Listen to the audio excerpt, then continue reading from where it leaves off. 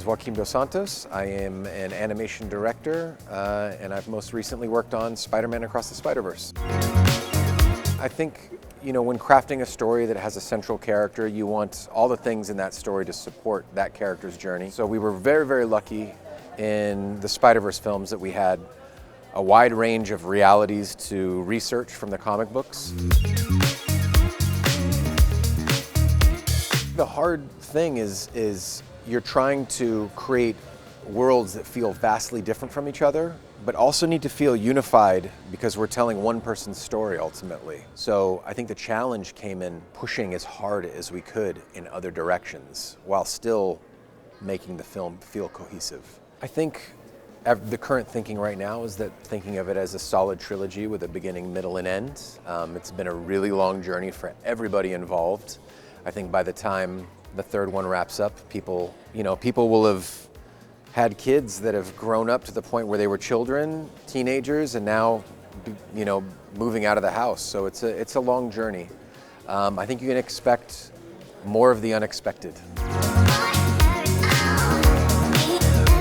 Hi, my name is Michael Lim. I am the Festival Director of Animation Nation. It's the largest animation festival in Singapore, and it's my first time to the View conference, and I'm very happy to be here. I have actually been completely overwhelmed by the experience about being here. It's just been exhilarating, inspiring, aspirational.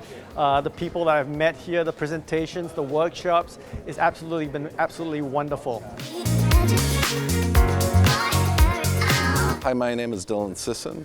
I'm with the RenderMan Group at Pixar Animation Studios, where I'm a technical artist. I joined Pixar in 1999. When I went to school, 3D graphics didn't exist, so I studied comic books and animation, traditional animation. For me, as an artist who loves technology, I think learning art and technology and how they can be used together is super important, especially with the recent advents in AI. I think it's good to understand the capabilities of the tools. I don't necessarily think everybody needs to be technical, but it's something that people should be exposed to.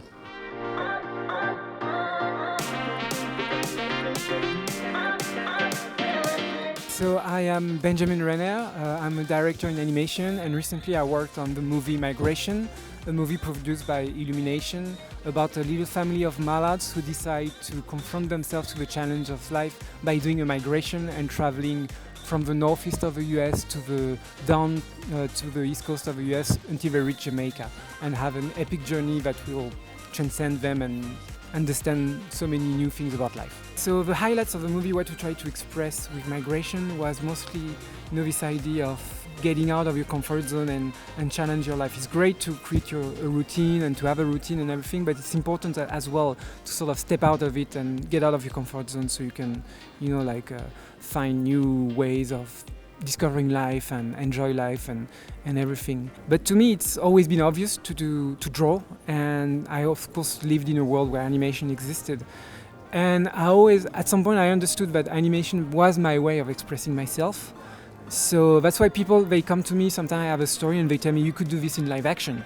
And I tell them, well, I don't know how to tell a story in live action. I know to tell a story in animation, not in live action. That's not my thing. I know how to express emotion with drawings, with characters moving, with this kind of thing, but not live action is a totally different way of working with people. It's really involving you to have social skills, to know how to speak with people, to take decisions quickly. Whereas animation is something that goes through a very different set of skills that I have more than the live action skills. So that's why I think animation will always exist as long as it's a good way to express, what you want to tell, and it's a great way to do storytelling. So that's why I think it is there, like stop motion is, like every other medium, that exists in the world and in the humanity.